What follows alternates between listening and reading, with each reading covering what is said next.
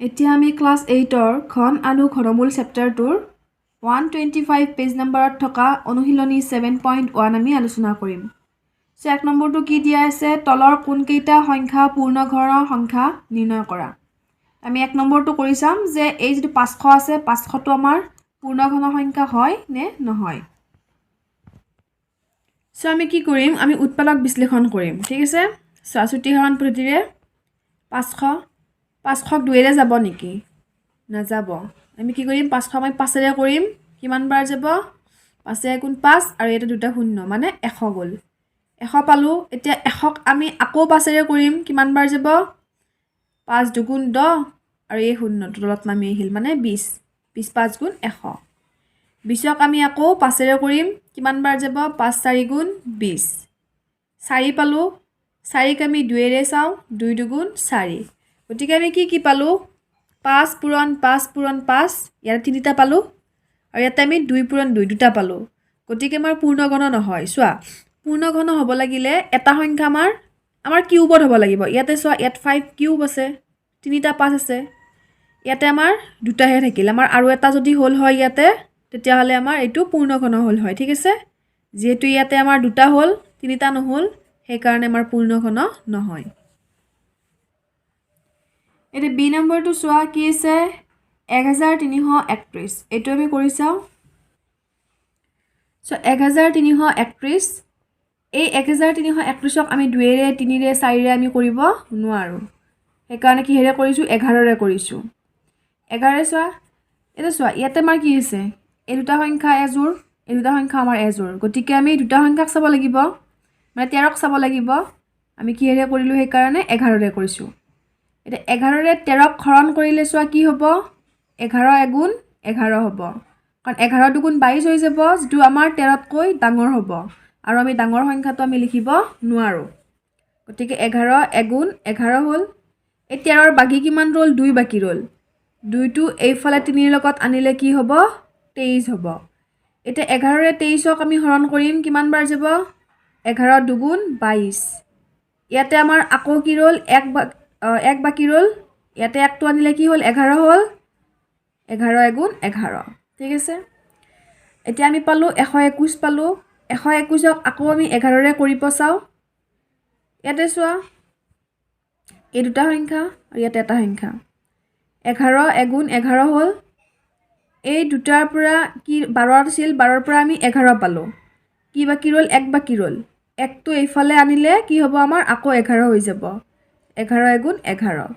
গতিকে আমি কি পালোঁ, 11 পূৰণ 11 পূৰণ 11, মানে আমি 3টা 11 পালোঁ, ঠিক আছে। 11 কিউব পালোঁ। এই যে কিউব পাইছোঁ, সেইকাৰণে আমাৰ কি হ'ব, এইটো আমাৰ পূৰ্ণ ঘন হ'ব। যদি আমি স্কুৱেৰ পালোঁ হয়, যদি আমি 3 নাপালোঁ হয়, 3টা 11 নাপালোঁ হয়, স্কুৱেৰ পালোঁ হয়, তেতিয়াহ'লে আমাৰ নহ'লে হয়, বুজি পালা। গতিকে যিহেতু কিউব পাইছোঁ, এইটো আমাৰ পূৰ্ণ ঘন হ'ব। এতিয়া চোৱা, চি নম্বৰটো আৰু ডি নম্বৰটো মই কৰি দিয়া নাই, এ আৰু বিটো যেনেকৈ কৰিলোঁ, ঠিক তেনেদৰে এই দুটা কৰিবা। মই কৰি দিছোঁ এতিয়া ই নম্বৰটো 2374, এইটো আমি কৰি চাওঁ। 2374, 2ৰে আমি কৰিবলৈ চাওঁ। চোৱা, ইয়াতে আমাৰ 2 আছে, 2 এগুণ 2, 3 আছে, 2 এগুণ 2, 1 বাকী ৰ'ল, 1টো 7ৰ লগত লগ লগালে কি হ'ব, 17 হ'ব। এতিয়া 2ৰ ভাগততো আমি 17 নাপাওঁ, কিন্তু আমি 17তকৈ সৰু সংখ্যা এটা আমি পাম, কি পাম, 16 পাম। 2 8 গুণ 16। ইয়াতে আমাৰ আকৌ এটা 1 বাকী ৰ'ল, 1টো আকৌ 6ৰ লগত আনিলে কি হ'ব, 16 হ'ব। 2 8 গুণ 16, কিমান পালোঁ, 1188 পালোঁ। এতিয়া আমি আকৌ 2ৰে চাম, ইয়াতে 11 আছে, গতিকে আমি কি কৰিম, 2ৰ ভাগততো আমি 11 নাপাওঁ, কিন্তু আমি 11তকৈ সৰু সংখ্যা আমি পাম, আমি 10 পাম। 2 5 গুণ 10, এই 1টো আকৌ 8ৰ লগত লগ হৈ 18 হ'ল, 2 9 গুণ 18। ইয়াতে আছে 8, 2 4 গুণ 8। আকৌ আমি 2ৰে কৰিম, চোৱা, 2ৰ ভাগততো আমি 5 নাপাওঁ, কিন্তু আমি 4 পাম, 2 দুগুণ 4। ইয়াৰ পৰা 1টো আনিলে 19 হ'ল, 19টো আমি নাপাওঁ, কিন্তু 19তকৈ সৰু সংখ্যা এটা আমি পাই যাম, 2 9 গুণ 18। আৰু ইয়াতে 1 আহিল, 14 হ'ল, 2ৰ ভাগত 14 পাম, 7 দুগুণ 14। এতিয়া আমি আকৌ দুইৰে চাওঁ দুইৰে আমি কৰিব নোৱাৰোঁ কাৰণ এই দুটা আমাৰ অযুগ্ম আছে ঠিক আছে সেইকাৰণে আমি দুইৰে নকৰি তিনিৰে চাম তিনিৰে চোৱা 29ক চোৱা কি হ'ব 9 3 গুণ 27 কিমান বাকী ৰ'ল 2 এই 2টো 7ৰ লগত আনিলে আকৌ আমাৰ 27 হৈ গ'ল 9 3 গুণ 27 আকৌ তিনিৰে চোৱা 9ক 3 3 গুণ 9 3 3 গুণ 9 আকৌ তিনিৰে 3 গুণ 3 3 গুণ 3 গতিকে আমি কি পালোঁ চোৱা 2 আমি কেইটা পালোঁ 1 2 3 তিনিটা আমি 2 পালোঁ 3 আমি কেইটা পালোঁ 1 2 3 এইখিনিলৈকে আমাৰ ঠিকেই আছে কিন্তু ইয়াতে আমাৰ এটা 11 পালোঁ যিটো আমাৰ অকলে আছে গতিকে আমি কি গম পালোঁ যে সংখ্যাটো পূৰ্ণঘৰ্ণ নহ'ব এতিয়া F নম্বৰটো চোৱা 8000 এইটো আমি চাম যে পূৰ্ণঘৰ্ণ হ'ব নে নহ'ব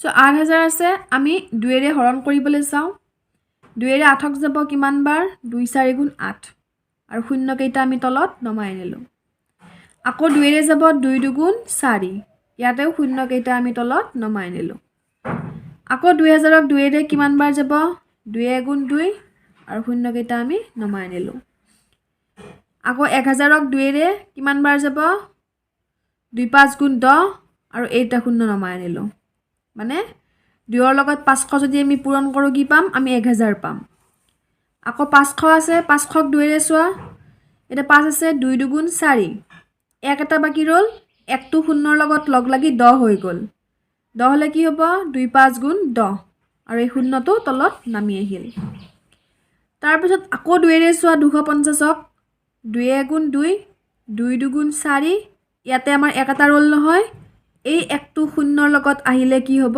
10 হ'ব 2 5 গুণ 10 এটা 125ক তো আমি 2 ৰে কৰিব নোৱাৰোঁ 3 ৰেও নোৱাৰোঁ 4 ৰেও নোৱাৰোঁ কিহেৰে কৰিম 5 ৰে কৰিম কি হ'ব 5 2 গুণ 10 2 বাকি ৰ'ল 2টো এই 5ৰ লগত আনিলে কি হ'ব 25 5 5 গুণ 25 এতিয়া চোৱা 25ক আকৌ 5 ৰে 5 5 গুণ 25 এতিয়া ইয়াতে আমি কি পালোঁ 2 চোৱা 1 2 3 ইয়াতে আমি 3টা পালোঁ মানে 2 কিউব আকৌ চোৱা 1 2 3 আকৌ এটা চোৱা 1 2 3 মানে 5 কিউব প্ৰত্যেকটো সংখ্যা আমাৰ 3টা কৈ আছে গতিকে কি হ'ব এই সংখ্যাটো আমাৰ পূৰ্ণঘন হ'ব 2 নম্বৰটো চোৱা এটা ঘন সংখ্যা পাবলৈ আটাইতকৈ সৰু কি সংখ্যাৰে তলৰ সংখ্যাবোৰক পূৰণ কৰিব লাগিব আমি 1 নম্বৰটো কৰি চাওঁ 675 এইটো আমি উৎপাদক বিশ্লেষণ উৎপাদক উলিয়াই আমি কৰি চাম যে আটাইতকৈ কোনটো কি সৰু সংখ্যাৰে আমি পূৰণ কৰিলে ঘন সংখ্যা পাম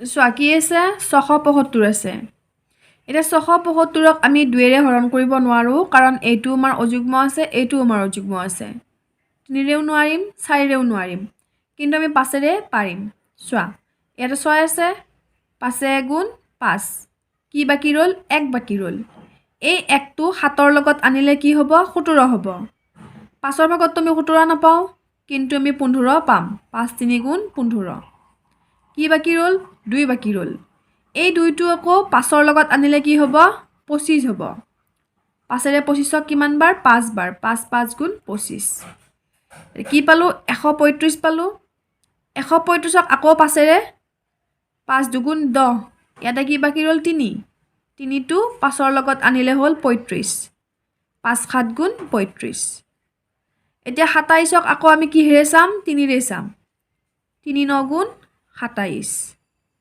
বা 9ক আকৌ কিহেৰে কৰিম 3 ৰে কৰিম 3 3 গুণ 9 এতিয়া আমি কি পালোঁ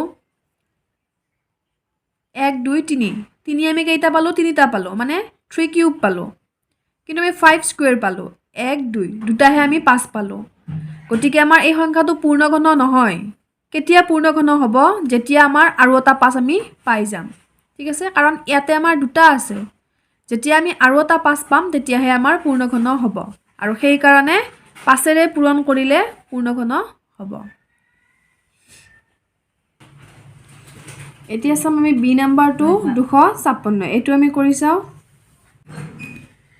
256 আছে আমি 2 ৰে চাম 2ৰে 2ক যাব একবাৰ 2 গুণ 2 2 দুগুণ 4 এটা 5 আছে কিন্তু আমি 4 পালো গতিকে কি ৰল আমাৰ 1 ৰল 1টো আমাৰ 6ৰ লগত আহিলে কি হ'ব 16 হ'ব 2ৰ ভাগত 16 আমি পাম 2 8 গুণ 16 আকৌ 2ৰে কৰিম 2 6 গুণ 12 2 4 গুণ 8 আকৌ 2ৰে চোৱা 2 3 গুণ 6 2 দুগুণ 4 আকৌ 32ক 2ৰে 2 গুণ 2 1 বাকি ৰল 2ৰ লগত আহি 12 হ'ল 2 6 গুণ 12 16ক আকৌ 2ৰে কৰিম 2 8 গুণ 16 8ক 2ৰে 2 4 গুণ 8 আৰু 4ক আকৌ 2ৰে 2 দুগুণ 4 এতিয়া আমি কি পালো চোৱা 2 কেইটা পালো 1 2 3 তিনিটা পালো আকৌ চোৱা 1 2 3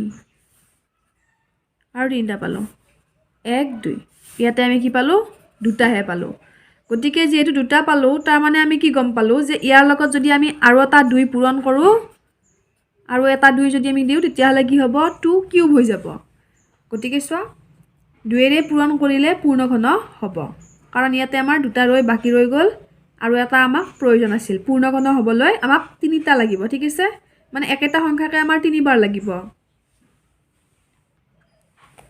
সো সি নম্বৰটো মই কৰি দিয়া নাই ডি নম্বৰটো দিছো 72 এইটো আমি চাও